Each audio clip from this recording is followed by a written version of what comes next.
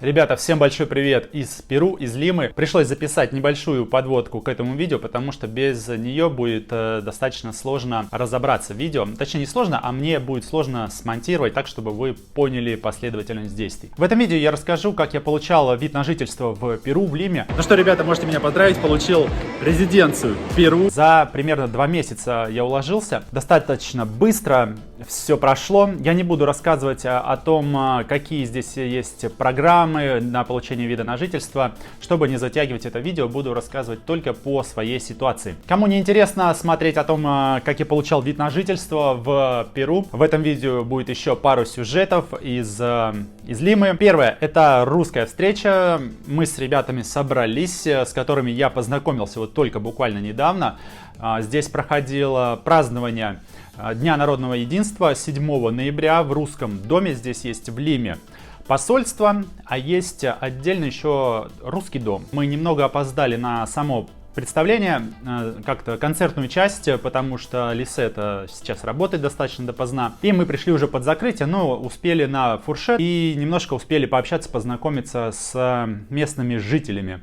Я никого, честно говоря, здесь не знал до этого из русских наших ребят. Это была первая встреча, и после нее, буквально там через день, мы собрались вместе небольшой компанией, чтобы познакомиться.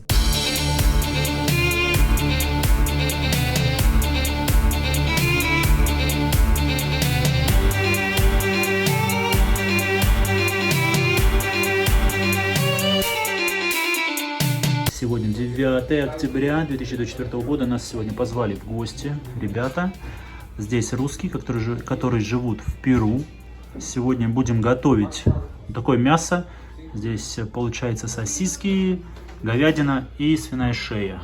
Да? Ага. Говядина бразильская. Говядина бразильская, пиканья, по-испански называется пиканья. Пиканья.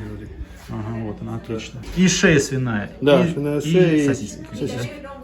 Сейчас идем на гриль. И еще, конечно же, овощи. Вот так красиво это выглядит. Сейчас пойдем готовить. Ты прям все выкладываешь, да, сразу? Ну, мясо, да. Сейчас кинем шампиньоны там между всякими. Они понемножку их надо жарить. А ничего, что там огонь еще вот так горит? Это все нормально? Да? Закроем. Ничего страшного. Жиром вверх, чтобы оно не горело, и на периферию, видишь? А сколько в этом куске было, не помнишь, говядины? Полтора. 1,5 килограмма? Угу. И шампиньоны. Да. Да. Надо их как по краям нужно туда. Ага. Они томились просто. Они сейчас такими маленькими станут. Ну, вода, да. Ну, да. Сейчас закроем, все открыто. Здесь открыто. А здесь полностью? Здесь открыто. Да, все открыто. Пошло дело. О, идет, да. Ну тут оно на Бандиола. периферии пусть лежит. Это мы были в России в прошлом году, поэтому Лисет знает. У меня родители тоже готовят шашлык. ¿Qué te pareció Rusia? Muy bonito. Lo mejor. Sí, me encanta. Es mi país favorito. Ay, ay, ay. Más que Perú. Sí. Ah, qué bueno. Estoy grabando, ¿ah? Да. Cuando seamos más viejitos vamos a ir a vivir a Rusia. Después vivir un rato allá, un rato acá. Ah, también. Acá también no está mal. No. Perú es bonito. La gente de acá. Sí. Pero en tranquilidad allá. Да. Следующий этап у нас. Да. Готовка вовсю. Вся наша компания, так надо показать нашу компанию. Уже украшается дом. Ah, pero ya con ustedes. Ну, вот. Sí. Все здесь, все наши. ¿Puedo? Claro. ¿Cuándo aprendió a hacer parrilla? Hace años.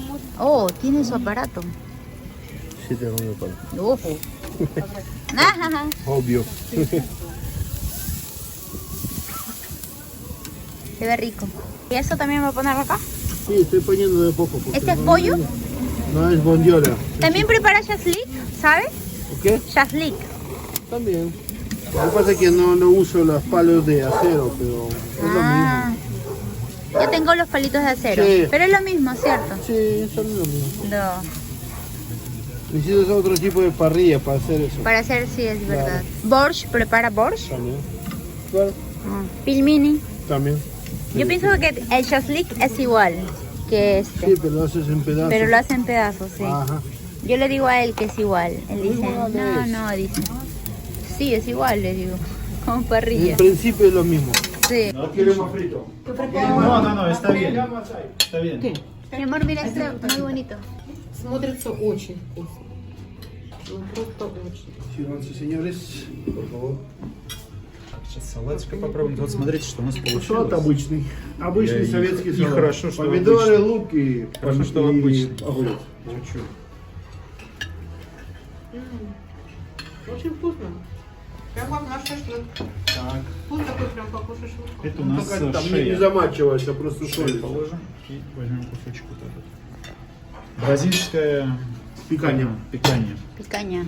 Шашлик en picaña. Овощи. Раз. Ну, к концу сильно раскочегарят. Да. Раз. Medium. Да. Medium rare. Видим. Я всегда делал видим. Картошечка, бурячок. Картошка para mí, пожалуйста. Картошка. Да. Все? Я все, спасибо, прекрасно. Слава Богу, наелся. Наелся наша хитрёнка. Да, это вот, Сан-Мартин. вот недавно совсем было. Вот это было Университет. 17, 19, 20 этого месяца. Это театр Мануэль Сегура. Когда Татьяна получает письмо Онегина, в котором он говорит, что он ее любит, но потом она Кстати, фильм встречается вышел с ним. недавно. Опера называется Евгений Онегин. Да? Посмотрите, фильм недавно вышел, Евгений Онегин. Хороший фильм. Сняли опять, да, русский фильм Евгений Онегин. Ты ранец или наш? Наш. Он приехал из консерватории. Это вы их приглашали? По вашему приглашению приехали? Ну, Здесь устраивал Перу, их, да, принимала? да. Сан-Мартин. Министерство Сан-Мартин. какое-то или Нет, как? это Или университет Сейчас Сан-Мартин де университет. Порре. ¿Y tú puedes comer ahorita poquito? Chao. Poquito, sí, poquito. 3 segundos. Было бы неплохо. 3 секунды.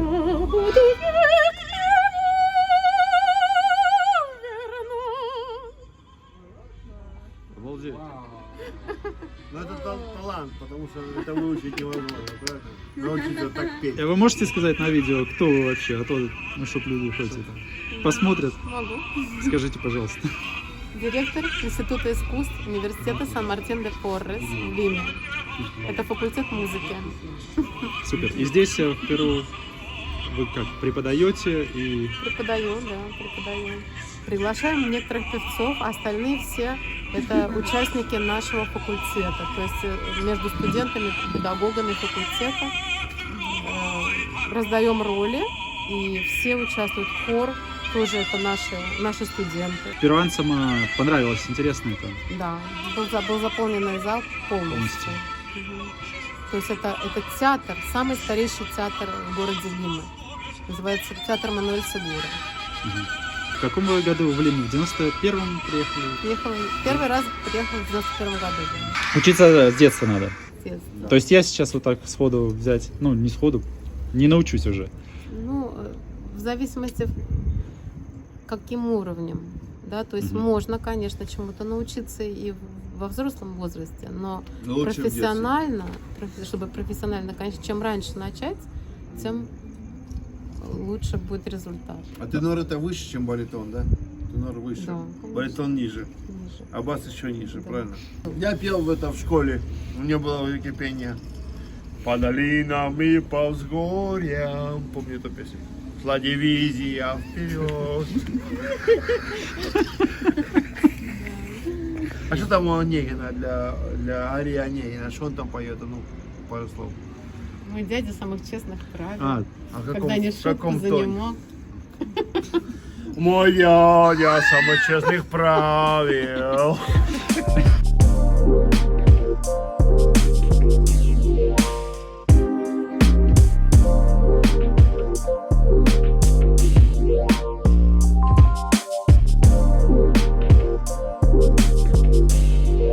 Еще один момент, который хотелось бы осветить на этой неделе, в этом, точнее, видео, саммит АТЭС, то есть саммит стран Азиатско-Тихоокеанского региона. Туда также входит и Россия. Здесь две Америки, получается, США, точнее, Северная США, Канада и Южная Америка. Центральная, по-моему, не представлена, могу ошибаться, не знаю точно. И также азиатский регион, множество стран. Здесь в Лиме был президент Китая Си Цзиньпинь, также был Байден и многие другие президенты и премьер-министры стран азиатских. Сейчас расскажу пару моментов, не вдаваясь в большие подробности.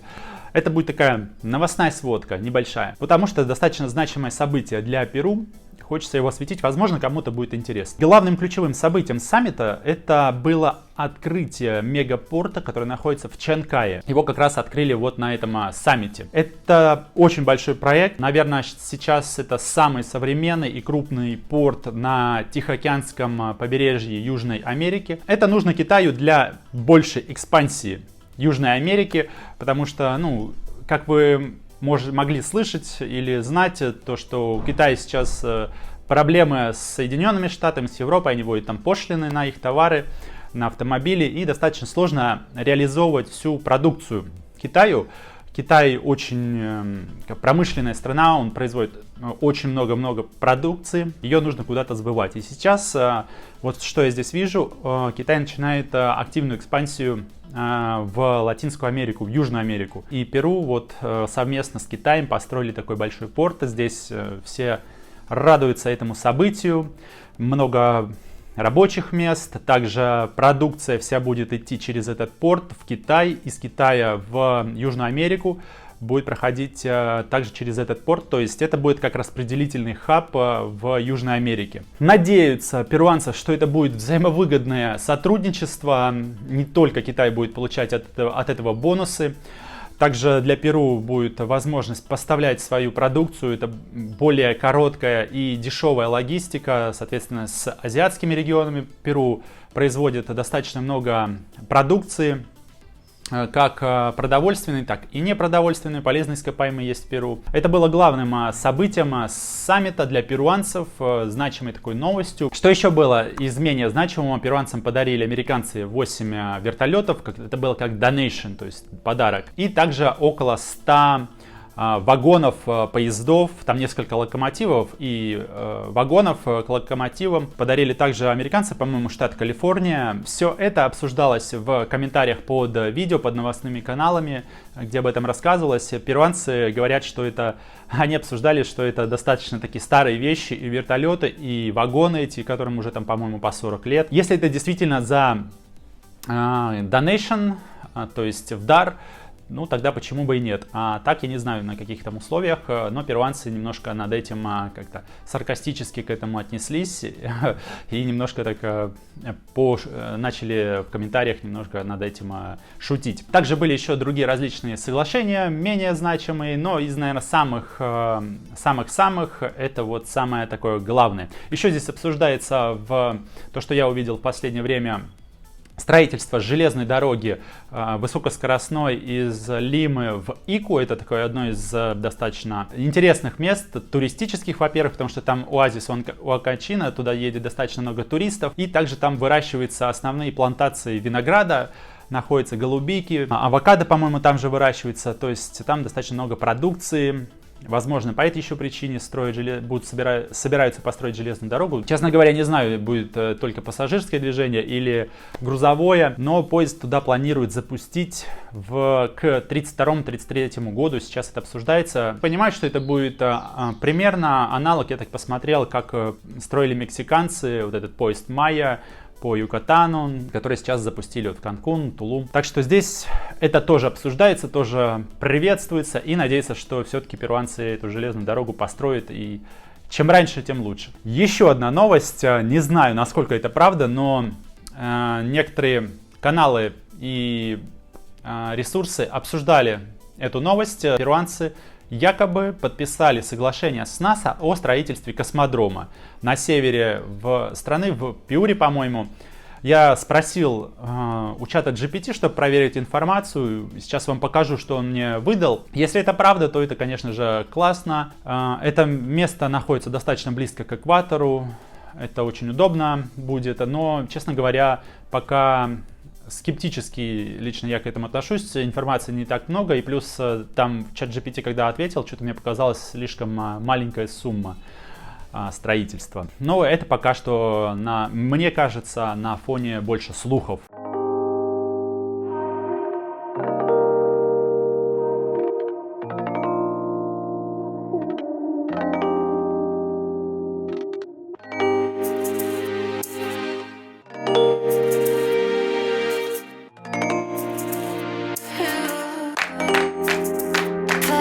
Сейчас расскажу, как проходило получение вида на жительство. Я получал здесь вид на жительство по рабочему контракту. Сейчас расскажу, какие документы нужны были, и будут вставки как раз в видео, когда я их получал, потому что я снимал ролики так достаточно хаотично, не то что хаотично, а просто записывал какие-то моменты, не очень подробно. Первое, что нужно было получить, это две бумажки. Справка о несудимости, здесь в Лиме она получается, о моей несудимости из России. И второе, справка из Интерпола. Справку о несудимости я написал в посольство на их почту, электронный адрес, и пришел, соответственно, в посольство. Дальше все мои коммуникации происходили в посольстве. Я, в принципе, эту часть записал достаточно подробно. В момент, когда все эти документы делались, точнее, вот эта справка о несудимости, ее нужно было получить, перевести, сделать перевод и апостилировать, то есть заверить в местном как-то Министерстве иностранных дел. Смотрите, насколько уже отличается район. Это посольство Индии, Лисет говорит. Вот я показывал как-то средненький райончик. Вот это уже такой считается богатый. Сан-Исидро. Ну, он тоже большой. Достаточно. Резиденция де Эмбахада де Индия. Смотрите, как красиво сделан балкон с цветами. Такой огромный забор деревянный. А там большие балконы Турцию мне напомнили. Там поднимается. Ну что, все поделали. Сейчас иду провожать Лисет. Такой хороший райончик зеленый. Смотрите. Сан-Исидро. 2 недели, сказали, будет готовиться моя справка о несудимости. И потом нужно будет сделать перевод. $20 вроде стоит.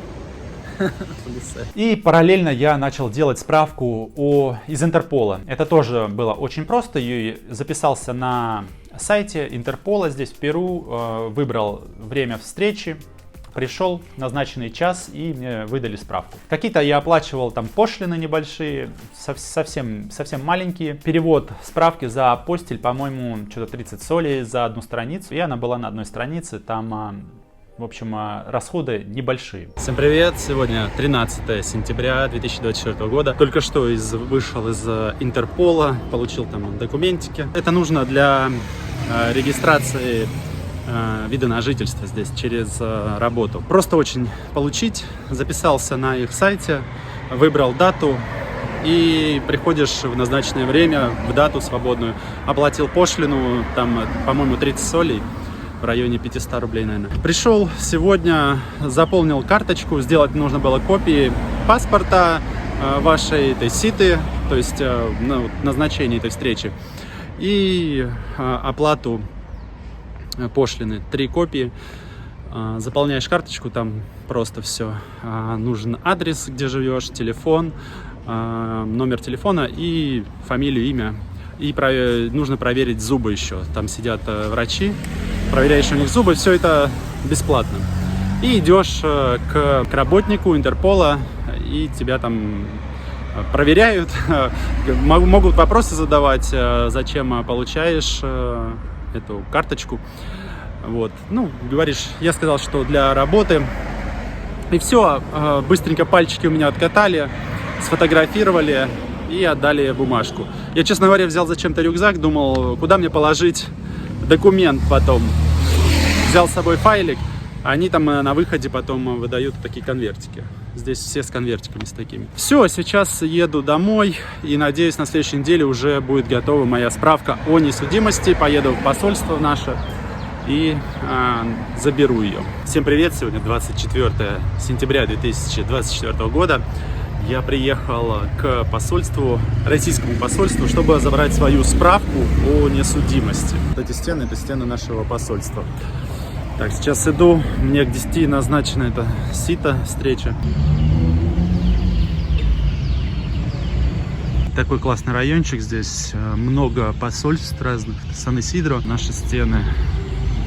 Внутри достаточно все зелено, прям очень много зелени, смотрите, там цветочки всякие, пальмочки. Красиво. Но единственное, снимать там нельзя. Там все на входе забирают. Оставляешь, точнее, в ящичке все вещи свои. Ну что, дали мне реквизиты. Сейчас иду в банк оплатить справку. Сама справка вроде бы как бесплатная, но ее же нужно переводить. И вот перевод стоит $20. Сейчас вам расскажу прикол. Зашел сейчас в банк, там банк ББВА. Мне реквизиты дали этого банка, он в принципе самый ближайший. Ну, нужно платить $20 за справку. У меня карта другого банка, банка Scotiabank. Нужно оплатить именно в долларах почему-то. У меня еще есть с собой $100, я взял на всякий случай. Как знал. Даю им $100. Вот они сейчас покажу. Она смотрит на эти $100 и говорит, что вот с этим, как она, номером CB-B2 или CB просто, не читает их, ну то есть не принимает у них почему-то. Она говорит, что нужно тогда вам идти менять деньги. Вот я сейчас иду сначала снять со своей карты, у меня Scotiabank, наличные, соли, потом пойду в другой банк, она мне сказала, в каком банке лучший курс сейчас. Пойду куплю $20 и вернусь уже, тогда оплачу. Такая система непростая.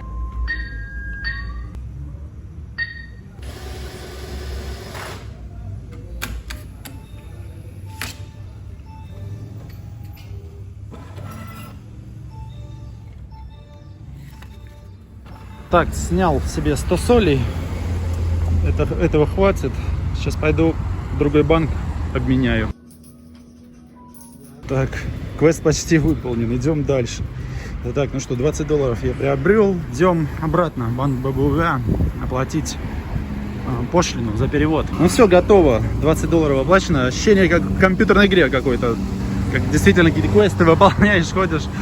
Так, иду сейчас обратно, возвращаюсь в посольство, чтобы отдать вот эту квитанцию и забрать мою справку. Нашел документы чьи-то. Вот что с ними делать теперь? Я отдал тот документ, это ДНИ, по-моему, было, в посольство наше. Мне ответили там сотрудники, то, что этот как раз человек был там минут 15 назад. У них контакты есть, так что парню, можно сказать, повезло, что его ДНИ нашелся. На этом пока что все, на этом этапе. Теперь нужно ехать, делать апостиль. Поеду в ближайшие дни, апостилирую, и в принципе будут все документы готовы.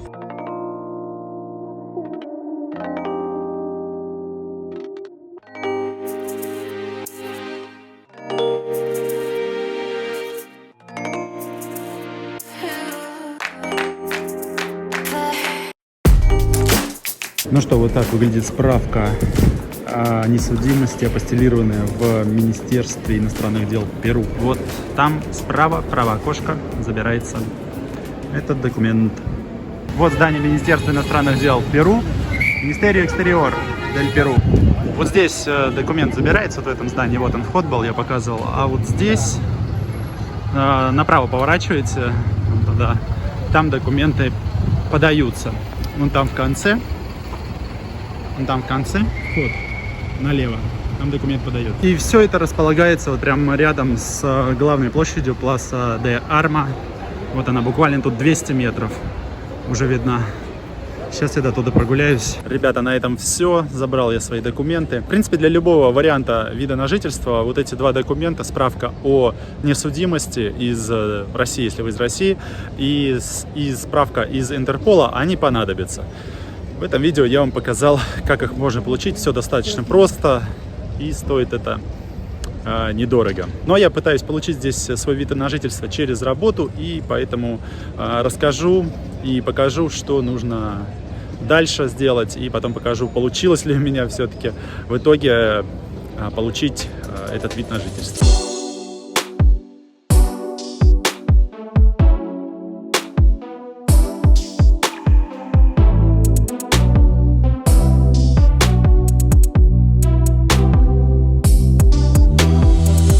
В это время, пока я там получал все эти документы, по-моему, я в течение месяца, даже, может быть, 3 недель получил справки. В это время подготавливали там контракт с работой, и все это потом, когда получил документы, вместе собиралось и отправлялось на сайт, по-моему, министерства, Миграсиона. Потом нужно было прийти, соответственно, в Миграсион, оставить свои отпечатки пальцев, сфотографироваться, и на этом все. Colágeno.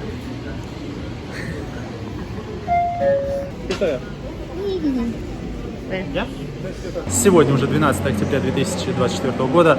С момента последней записи прошло примерно 2 недели. За это время мне сделали все документы. И сегодня я пришел в Миграсион, Перу, для того, чтобы сделать фотографию и оставить отпечатки пальцев. Единственное, что я не подрасчитал, это надел белую футболку. Парень сказал, который делает фотографию, что, возможно, могут возникнуть проблемы, фотография не пройдет, тогда нужно будет прийти переделать, когда уже будут готовы все документы. Честно говоря, моя ошибка, потому что действительно фон-то сзади получается светлый, и я надел белую футболку сегодня. Вот, сегодня просто очень жарко, и я почему-то решил надеть сразу белый пойти. Оставил отпечатки пальцев, меня сфотографировали, все это достаточно быстро. И сейчас нам остается только ждать. Надеюсь, что все будет в порядке. Думаю, что в течение недели должны дать ответы, и тогда я дозапишу концовку этого видео, как у нас все прошло. Лисет смотрит на телефоне, проходят ли здесь по фотографиям, как выглядят фотографии. Есть светлые фотографии. Я вообще, честно говоря, не переживаю, не проблема будет сделать еще раз. Вот она показывает. Там чуть-чуть совсем видно. Я думаю, не так важно, если что, переделаем. Ребята, сегодня 16 октября 2024 года. Пришло мне письмо вчера из Миграсиона. Получается, мы делали фотографию когда? В субботу. Вчера во вторник пришло письмо о том, что все-таки нужно переделать фотографию. Поэтому сейчас иду переделывать фотографию. И там еще одна была у нас неточность. Нужно было один документ добавить. Надеюсь, что больше ничего не нужно будет дополнительно. Почему-то все это попросили сделать в центральном Миграсионе, не на нашем районе, как мы делали в субботу. Вот. И я сейчас приехал как раз в центр Лимы. Сейчас пойду разберусь с этим вопросом и тогда расскажу, как все прошло. Так, небольшое короткое видео по ситуации. Все сделал. Там нужно было сдать заново биометрию. Сейчас иду, чтобы подписать контракт заново рабочий. Там нужно было добавить бумаги. Как подпишу документ, отправим им снова в Миграсион. И надеюсь, на этом все. Ребята, всем привет. Сегодня 26 октября 2024 года. У нас здесь Сита, это Миграсион на нашем районе. Должны сегодня отдать мою резиденцию. Сейчас пойдем с Лисет, все узнаем. Надеюсь, что заберем. Ждем нашу очередь. 31 окошко вроде. Permíteme tu documento, por favor.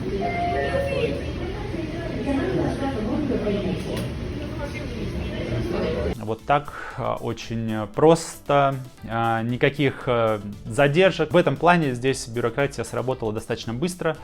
Вместо каких-то обещанных сроков, по-моему, месяца, они рассматривали достаточно все быстро здесь в Перу. И таким образом, спустя практически 2 месяца, даже чуть меньше, я получил свой вид на жительство здесь, в Лиме, в Перу. Мне его выдали на год, потому что контракт рабочий на год. Его потом нужно продлять, если вы хотите. Здесь 3 раза он продляется, и потом получается 3 года, соответственно, нужно жить. И потом получается вид на жительство постоянный. И потом уже дальше, я там не знаю, как там паспорт. Что самое интересное, здесь карточку дают, пластиковую эту карточку с видом на жительство, и она написана на ней срок 4 года. То есть, грубо говоря, мне дали 26 октября 2024, и она стоит там по 26 2028. Я сначала подумал, что дали на 4 года резиденцию, но это не так. Потом я подошел к человеку, и он объяснил, что резиденция на год. А карточка, сам пластик, срок его действия 4 года. Ее дают на 4 года, чтобы соответственно, не перевыпускать постоянно этот пластик. То есть за 4 года уже можно получить, потом обменять его на постоянное. Так что здесь немножко по-другому устроено. То, что написано на карточке 4 года, это не срок резиденции. Ее можно проверить, кстати, на сайте Миграсьона. Вводите там свои данные, и он вам показывает срок вашей действительной резиденции. Так что у меня резиденция на год. Смотрите, как красиво. Джакаранды сколько падает, нападало точнее, с дерева. Просто обалдительные вот они, деревья у нас по всему периметру.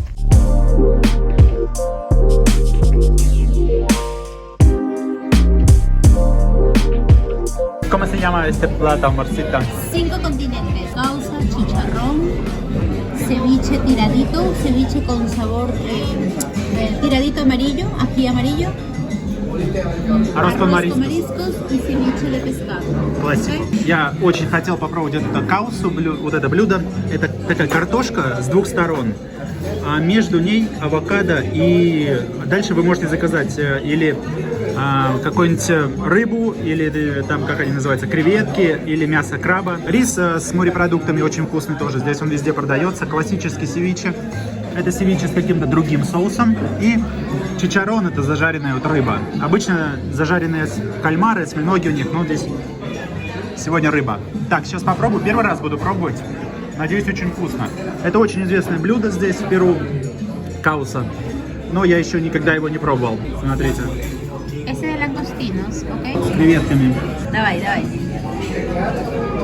Ребята, это похоже на салат мимозу. Una ensalada rusa que se llama mimosa tiene sabor. A ver.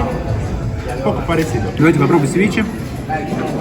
Классическое. Выглядит очень, очень классно. ¿Вкусно? Очень вкусно. Arroz con mariscos. Arroz con mariscos. Ceviche de ají amarillo, tiradito. Arroz con mariscos просто супер. ¿Да? Sí, acá. Пирамида. Давайте Bueno. попробуем это севиче. Более пикантный такой соус. Мне понравилось очень вот это. Рис с морепродуктами. Такое ощущение, что там кокосовое молоко внутри. Очень вкусно. Такой сливочный. Просто супер. Eso cómelo con esto. Chicharrón de pescado. Ajá. Pescado. Tártara. Так. Филе рыбы. Запеченное с соусом, очень вкусно. Чуть-чуть камоты. Давай. Да, напоминает морковку. Да. Смесь морковки с картошкой. Так, ребята, сейчас поедим и пойдем немножко прогуляемся. Еще у нас сок из маракуйи свежий. Nosotros somos un amor en Buda, escuchar del equilibrio por el fino de la oscuridad.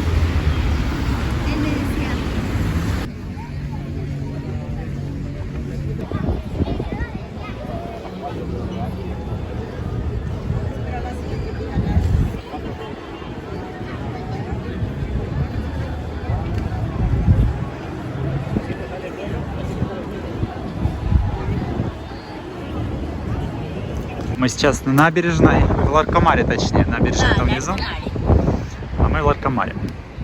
Смотрите, как Ларкомар выглядит. Я его показывал как-то в прошлом видео, по-моему, ночью. Вот, днем тут гостиница Marriott. Здесь вот такая большая-большая, как она, набережная называется, прогулочная. Вот оттуда она тянется и тянется вон туда. Сейчас мы, может быть, прогуляемся.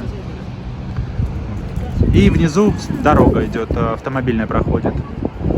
А вон там вдалеке остров Сан-Лоренцо. По-моему, есть туда экскурсии.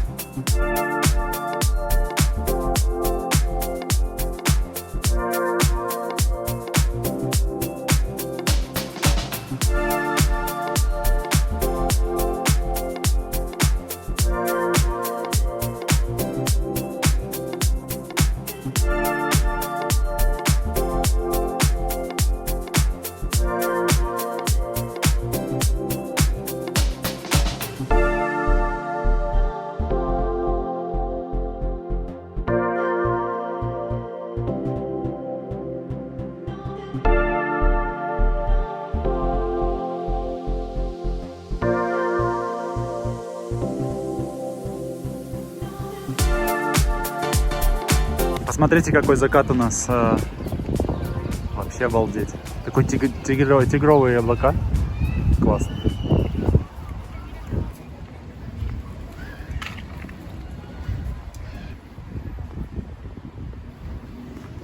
Me encanta esta casa.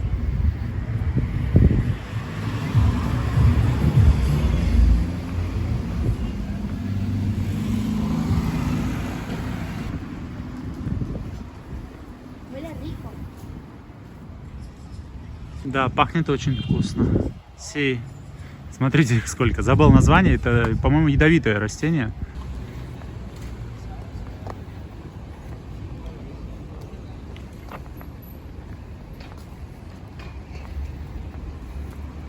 Вот такое получилось видео, ребят. Если понравилось, не забываем ставить лайки, писать какие-нибудь комментарии, помогает продвижению видео. И в следующем видео я покажу, как здесь, в Лиме, мы отмечали мое день рождения. Оно еще в процессе съемок, в процессе записи, потому что сегодня 20 ноября, а вчера 19 ноября у меня было день рождения. И в следующем видео, я надеюсь, сделаю хорошее видео для вас. Покажем здесь, как отмечал день рождения. Все, ребят, всем спасибо, не теряйте, до связи в следующем видео.